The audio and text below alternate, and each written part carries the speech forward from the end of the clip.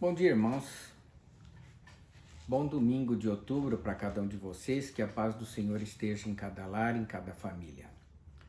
Nós hoje vamos falar sobre a palavra de Deus, extraída do segundo livro de Crônicas, no capítulo 15. Essa história do rei Asa de Judá só aparece no livro de Crônicas, não aparece no livro de Reis. Normalmente as histórias dos reis aparecem tanto nos livros de Reis quanto nos livros de Crônicas. Entretanto, essa só aparece aqui no capítulo 15 do segundo livro de Crônicas. É a história de um rei chamado Asa. Quem que era esse rei? Se nós formos ler a história desse rei em outros livros, e há um livro escrito por um historiador romano chamado Flávio Josefo, ele diz que esse Asa era um príncipe tão sábio e religioso que tinha como regra para suas ações apenas a lei de Deus. Ele reprimiu em Judá os vícios, ele baniu as desordens e ele deteve a corrupção no seu reino. Era um rei, portanto, que seguia a lei do Senhor.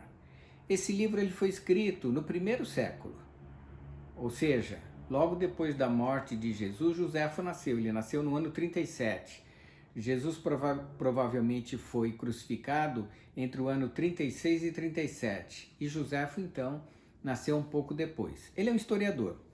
É um livrinho desse tamanho aqui, ó, que eu ganhei dos meus funcionários do gabinete. O gabinete de juiz. Eles me deram esse livro e eles me deram quando eu fiz aniversário em 2014. E é um livro que conta a história de Israel. E esse Josefo diz a respeito desse príncipe chamado Asa, que se tornou rei, que ele era sábio e religioso. Pois bem, vamos ver o que aconteceu com ele contado na Bíblia, no capítulo 15 do segundo livro de Crônicas. Diz assim: o Espírito de Deus veio sobre Azarias, filho de Odede. Esse Odede saiu ao encontro de Asa e lhe disse: ouvi-me, Asa, e todo Judá, e todo Benjamim. O Senhor está convosco enquanto vós estáis com ele. Se o buscardes, ele se deixará achar. Porém, se o deixardes, ele vos deixará. Israel esteve muito tempo sem o verdadeiro Deus, sem sacerdote que ensinasse e sem a lei. Mas quando na sua angústia eles voltaram ao Senhor, o Deus de Israel, e o buscaram, foi por eles achado. Naqueles tempos não havia paz, nem para os que saíam, nem para os que entravam, mas muitas perturbações sobre todos os habitantes daquelas terras, porque nação contra nação e cidade contra cidade se despedaçavam, pois Deus os conturbou com toda sorte de angústia.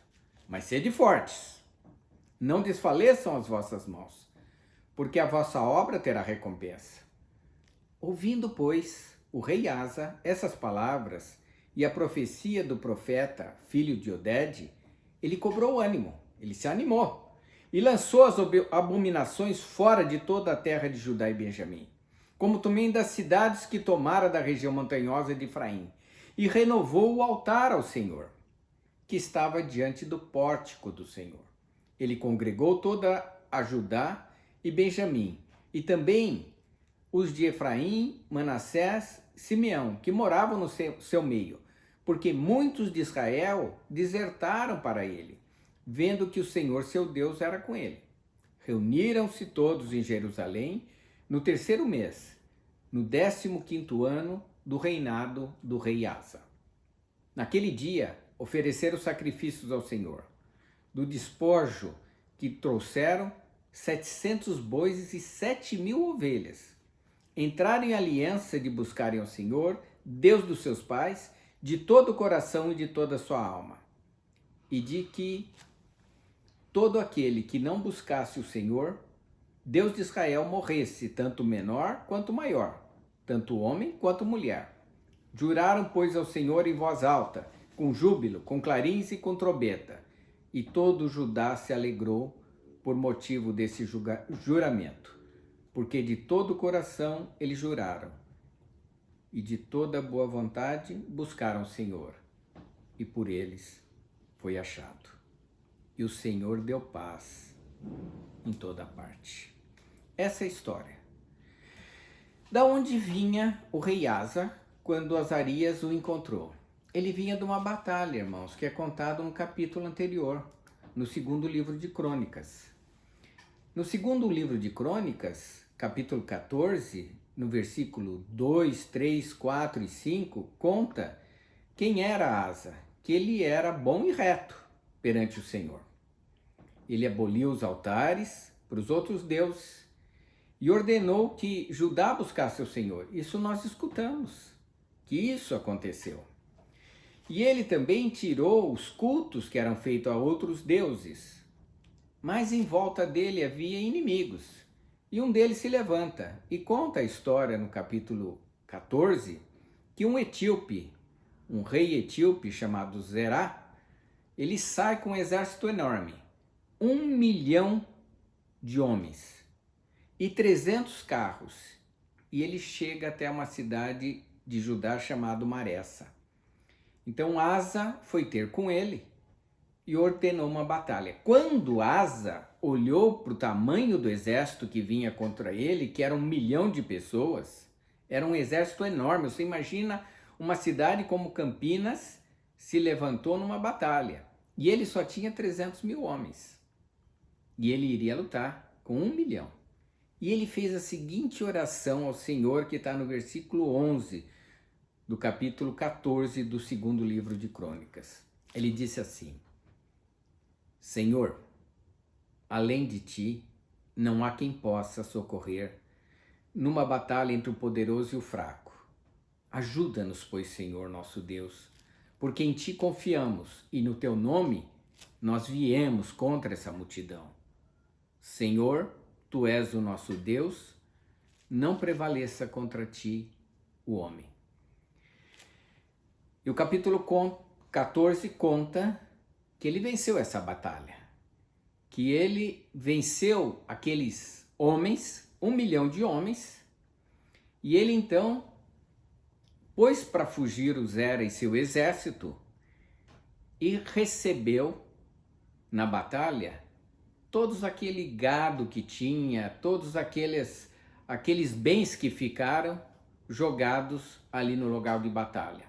E quando ele está voltando, o profeta Azarias fala para ele essa mensagem de Deus. Deus manda o profeta se levantar e diz: o Senhor está convosco enquanto vós estáis com ele. Por que ele disse isso?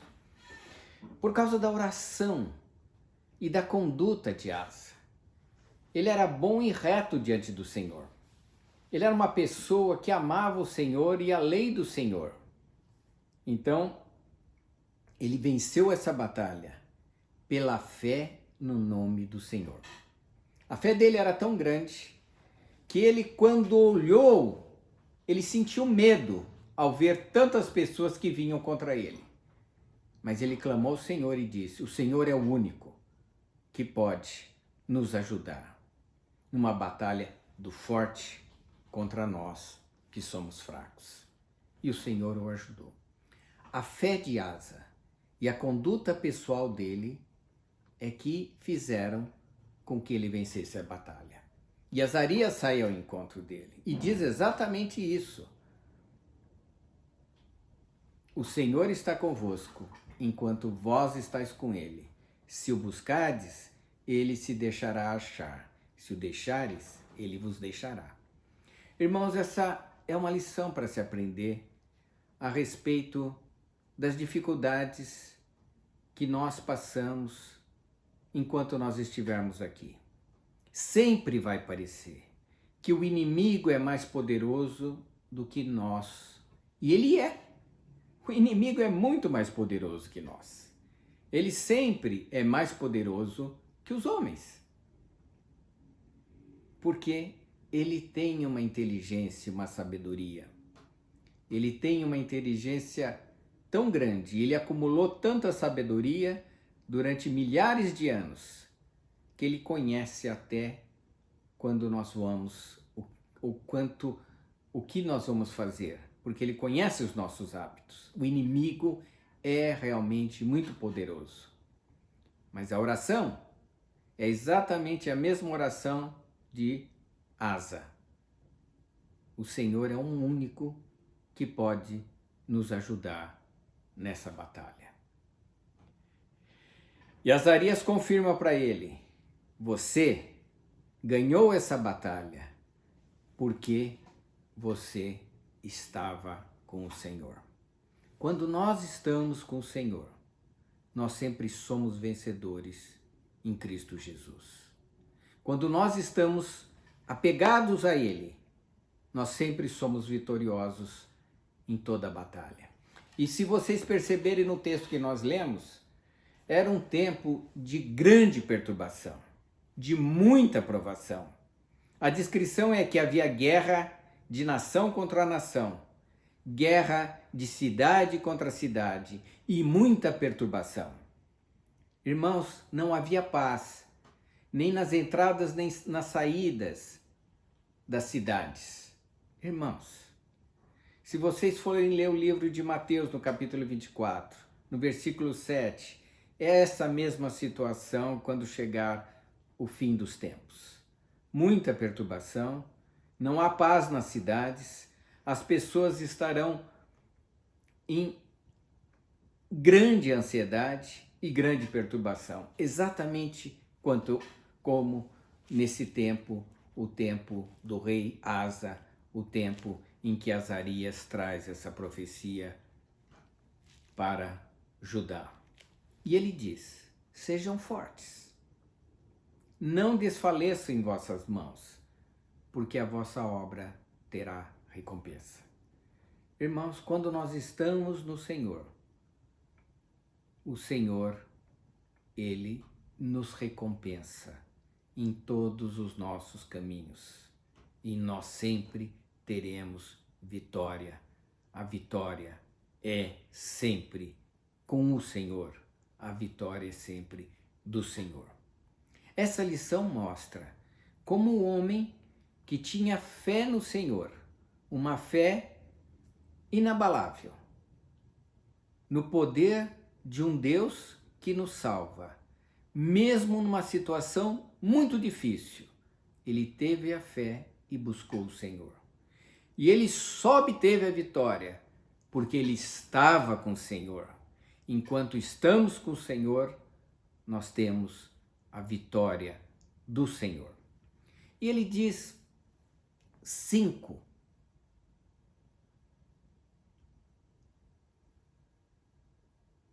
situações que eu quero chamar a atenção para vocês. A primeira é o versículo 8. Diz assim: ouvindo, pois, Asa, essa mensagem do Senhor, essas palavras, a profecia do profeta, ele se animou. Ele já havia ganho a batalha. Mas ele sabia que ele só ganhou a batalha não pela sua força, ou pelos seus cavalos, ou pela ligeireza dos seus soldados. Ele ganhou porque o Senhor estava com ele naquela batalha. E ele, nesse momento, ele cobrou ânimo, diz a palavra. E ele faz o seguinte: ele lança fora as abominações da terra de Judá e de Benjamim. Irmãos, ele já tinha uma conduta reta diante do Senhor. Mas quando ele ouve a mensagem que Azarias diz para ele que enquanto você o buscar, ele estará com você, mas se você o deixar, ele vai te deixar. E ele então teve um relance, um pensamento muito claro. Ainda há abominações nessa terra. E nós não podemos, de forma nenhuma, nós não podemos deixar que elas continuem entre nós. E ele lança fora todas as abominações. Ele lança fora da terra todas as abominações que havia em Judá, em Benjamim, naquele território que ele governava. Irmãos, a batalha individual de cada um de nós temos um território que nós temos que deixar santo e totalmente santificado para o Senhor, para continuarmos tendo as vitórias do Senhor. No livro de Hebreus, no capítulo 12, no verso de 14 a 17, a palavra do Senhor diz assim: esforçai-vos para viver em paz com todas as pessoas.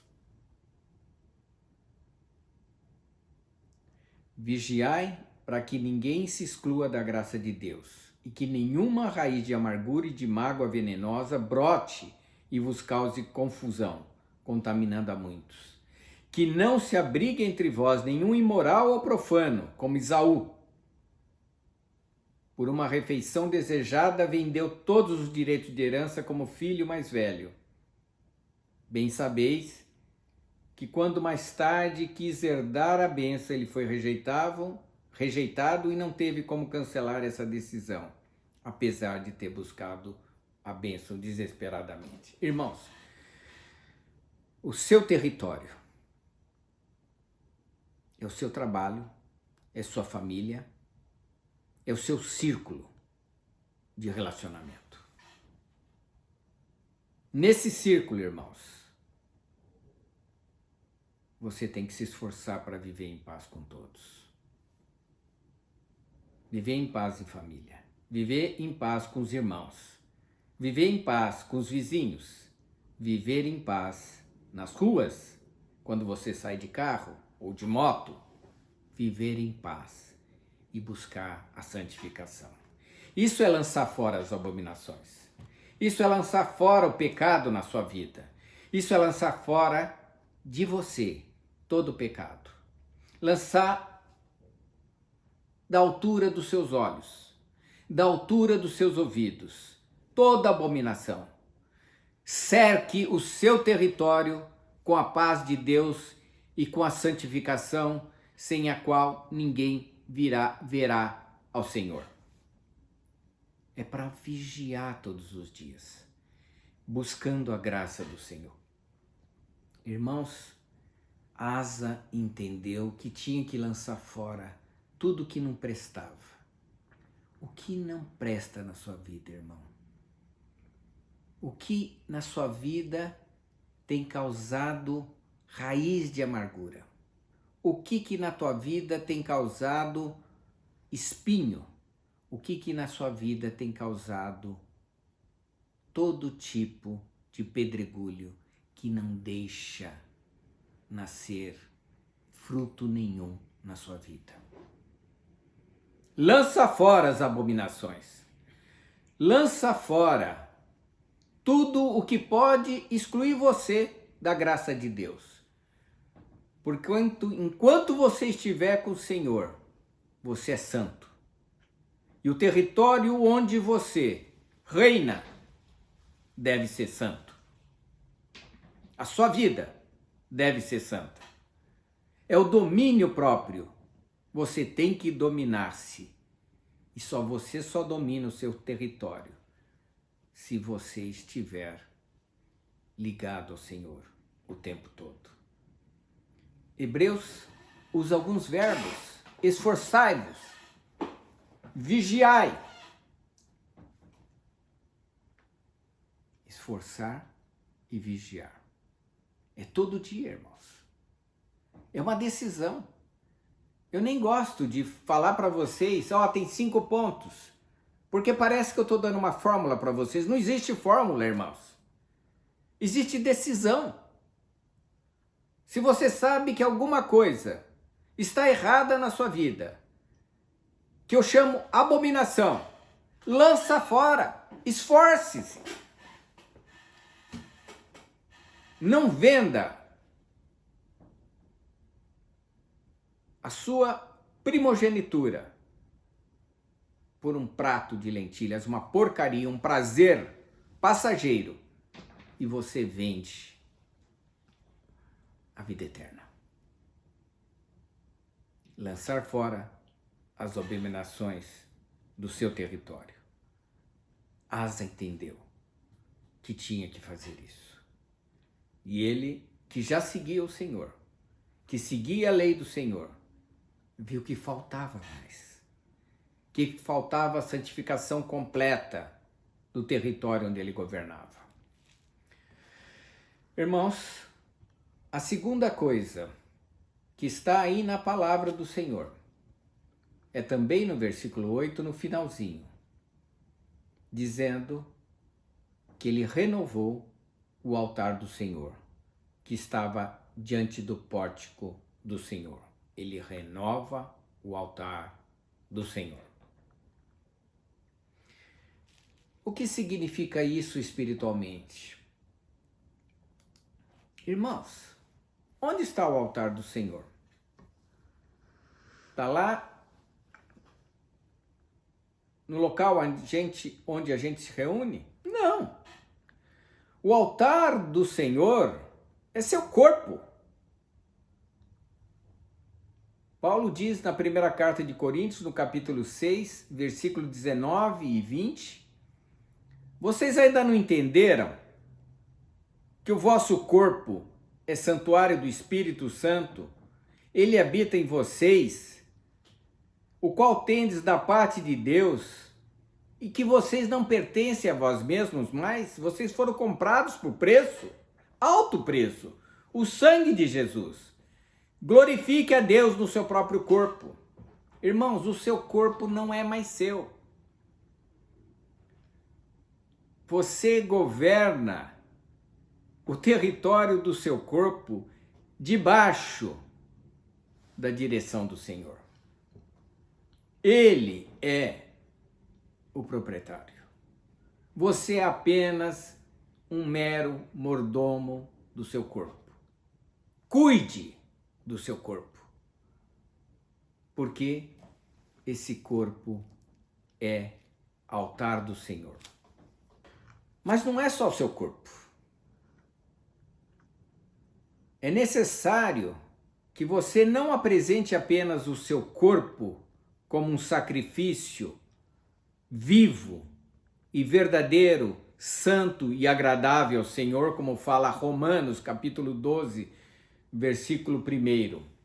Mas ele diz o seguinte, para você também renovar a sua mente. Irmãos, o que é renovar a vossa mente? O que é renovar? É transformar a vossa mente para que você possa experimentar a boa, agradável e perfeita vontade de Deus. Irmãos, nós viemos do pecado. Nenhum aqui nasceu santo. Nenhum de nós veio a Cristo com roupas limpas. Nós precisamos ter sido limpos pelo sangue de Jesus. Nós vamos até Ele e Ele nos lava de todo pecado. Então, nós viemos para Cristo com toda essa mancha de pecado, com hábitos, com conduta, com modos de pensar que não agradam a Deus. Isso precisa ser renovado, irmãos. Precisa ser transformado. Precisa ser desligado desse mundo. As nossas visões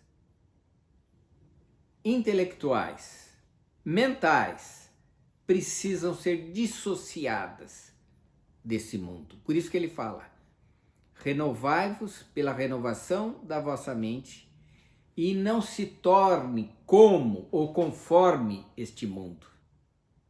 Porque nós viemos conforme o mundo. Quando nós estávamos no mundo, queríamos sair de uma situação difícil ou ter alguma vantagem, o que você fazia? Você mentia.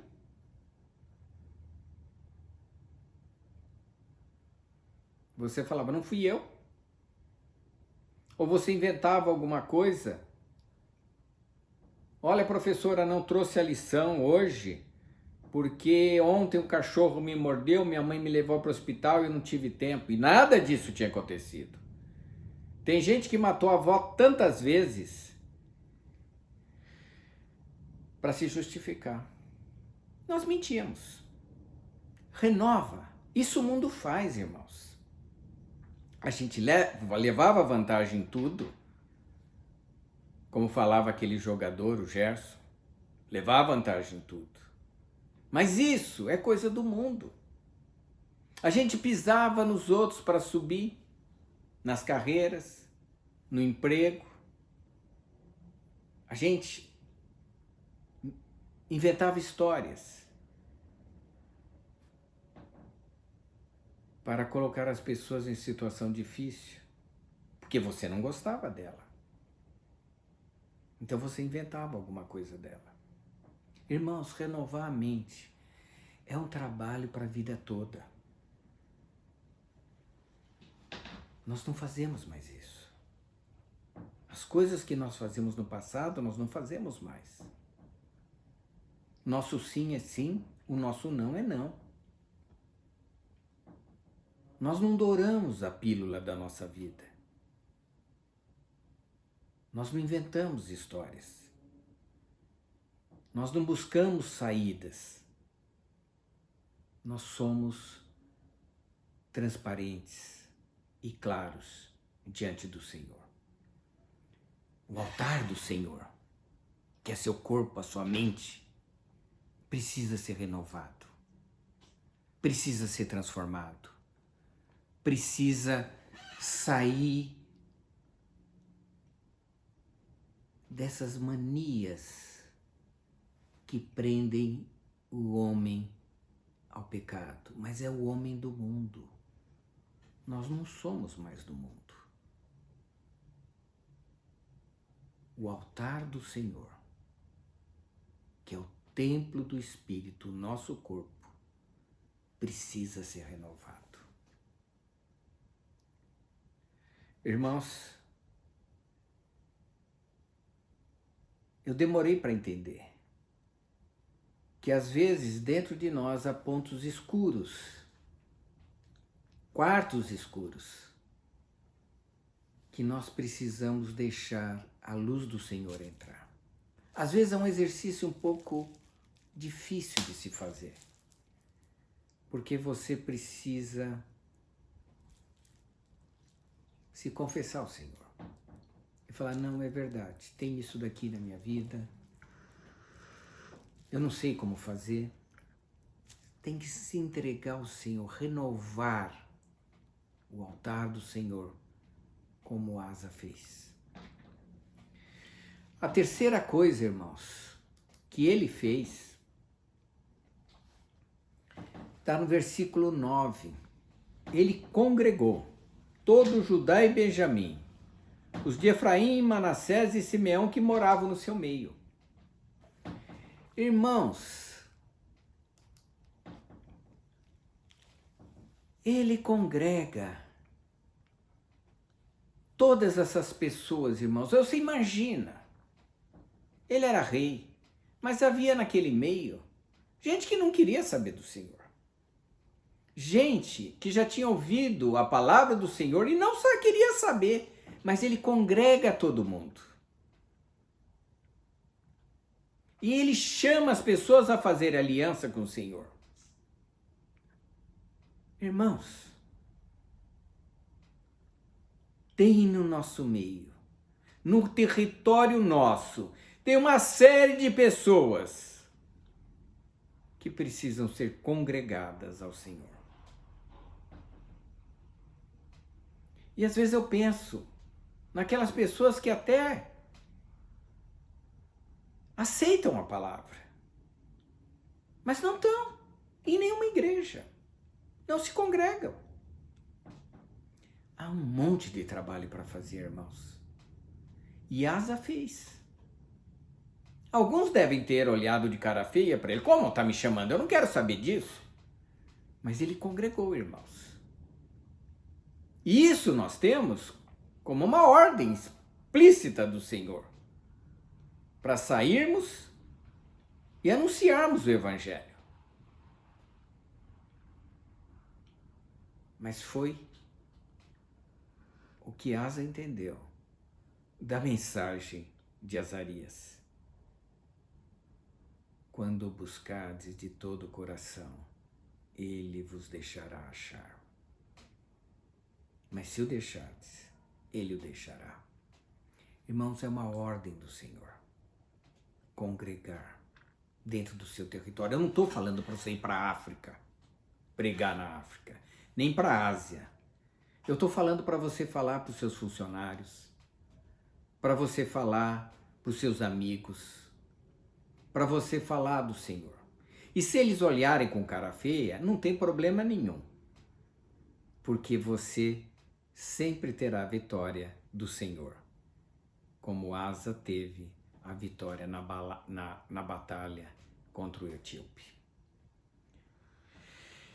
O território dele era enorme, mas o seu território é o seu relacionamento.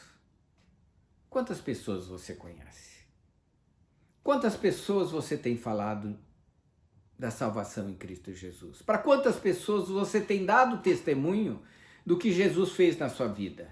Para quantas pessoas você tem chamado a se congregar no Senhor?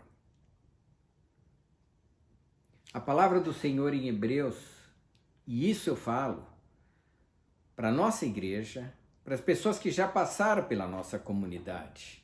Em Hebreus, no capítulo 10, no versículo 25 e 26, ele fala: não abandonemos a tradição de nos reunirmos como igreja, segundo o procedimento de alguns, mas pelo contrário, nós temos que nos motivar uns aos outros, tanto quanto vedes que o dia se aproxima. Irmãos, esse dia é iminente. Às vezes, nas minhas orações, eu me lembro de quantas pessoas não vêm mais à comunidade. E a última pregação que eu fiz tinha 30 e poucas pessoas assistindo. E era um culto ao vivo. E eu fico pensando, o dia está próximo. A palavra que nós temos pregado na igreja, tanto o pastor Gilberto, quanto o pastor Rogério, quanto eu, tem sido palavra do Senhor. Nós não ficamos conversando abobrinha. Nós usamos a palavra do Senhor, nós exortamos, nós chamamos a conversão, a santidade todos os dias. Irmãos, nós temos que nos motivar uns aos outros. Venha para o Senhor. Anime-se, irmão. Por que você deixou? Qual que é o seu problema? Por que você não vem mais? Por que você não tem assistido aos nossos cultos?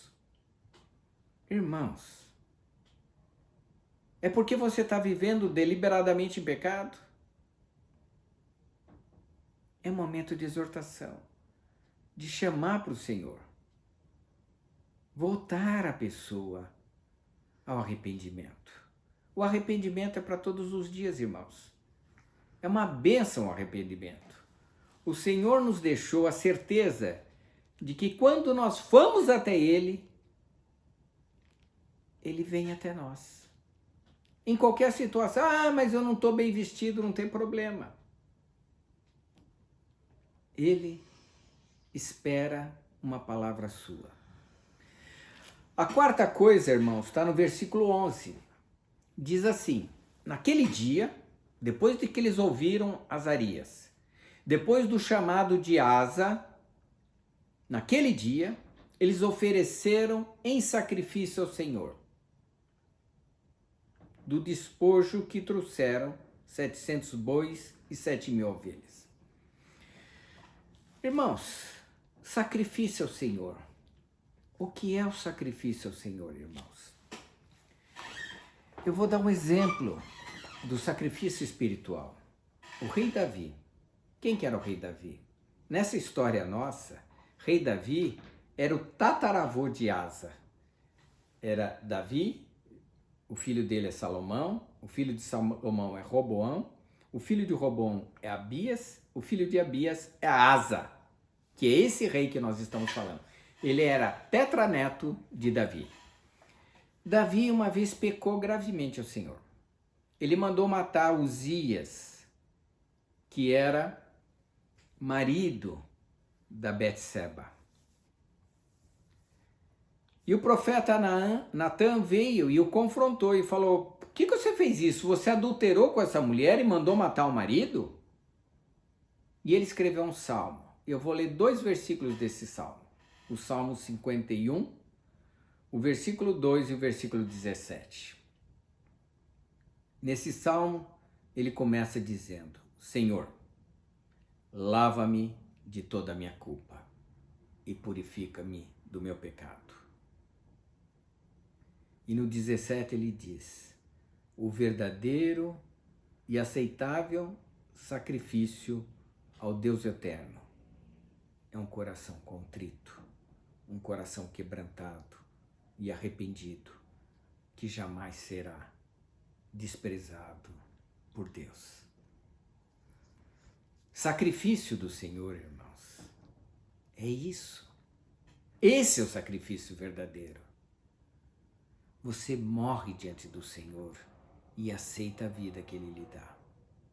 É por isso que fala que mataram bois e ovelhas. Esse sacrifício é apenas uma sombra do verdadeiro sacrifício. O verdadeiro sacrifício aceitável ao Senhor é um coração verdadeiramente arrependido, irmãos. E Asa convoca o povo a ter um coração arrependido, e eu convoco a você a se arrepender daquilo que você não tem seguido corretamente ao Senhor, tudo que te impede a tua santidade completa e perfeita diante do Senhor. Irmãos, hoje é uma coisa absurda o que a gente vê nas igrejas. Um monte de gente amaziada, que não quer saber de casar. Um monte de gente tico-tico no fubá, que anda com um, anda com outro, anda com outro. Um monte de gente desviada do Senhor. Um monte de gente que dá mau testemunho no trabalho, dá mau testemunho na escola, dá mau testemunho aos professores, à diretora. Um monte de gente que se diz crente e não se arrepende das gritarias, das ofensas, das brigas, das rixas, das discussões. Não se arrepende dos seus pecados. Irmãos, está na hora da igreja oferecer ao Senhor um sacrifício perfeito, um sacrifício aceitável, um sacrifício de arrependimento. Olha, eu não quero mais, Senhor. Chega. Eu me entrego totalmente a Ti, me consagro novamente a Ti. Irmãos, o último, o quinto aspecto que eu gostaria de falar para vocês está no versículo seguinte do 2º livro de Crônicas, no capítulo 15, no versículo 12. Diz assim: eles entraram em aliança de buscarem ao Senhor, Deus dos seus pais, de todo o coração e de toda a sua alma. Irmãos, eles fizeram aliança com o Senhor. Deixa eu falar sobre a aliança que você faz quando você vai ao Senhor. Não é uma aliança que você quebra. Não é nem como o casamento. O casamento só dura a vida aqui na terra. Essa aliança é por toda a eternidade. É uma aliança que não tem fim.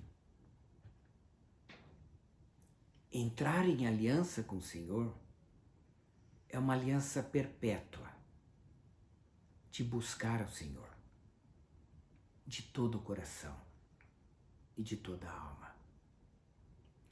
É uma aliança inigualável.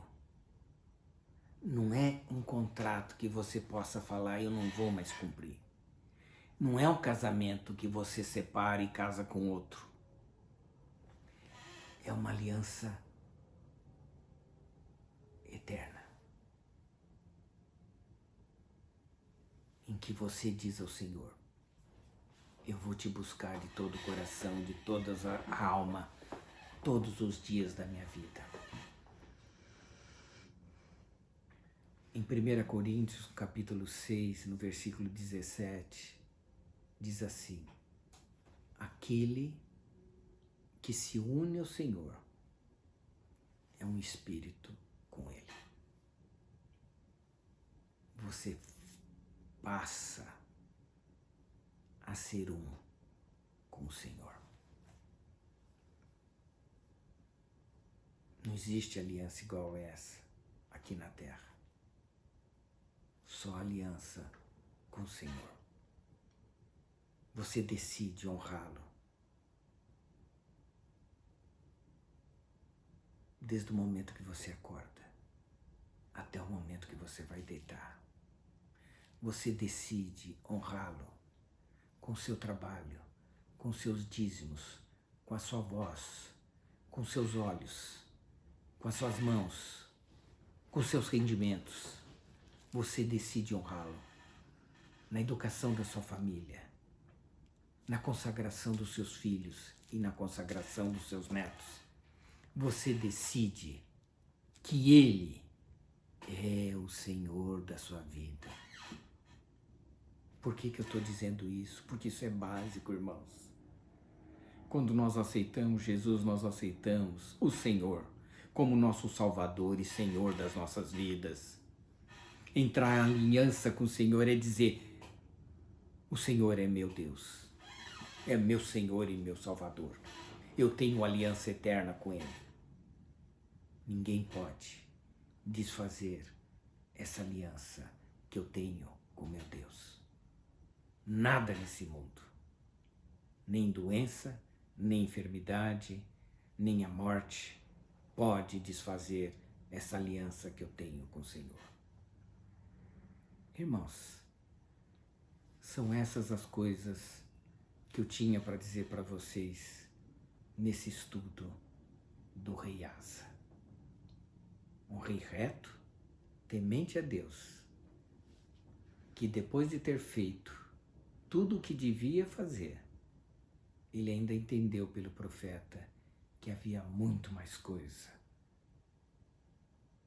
para fazer ao Senhor. E ele o fez. Essa é a palavra do Senhor. Eu peço ao Senhor que fale ao seu coração e transforme a sua vida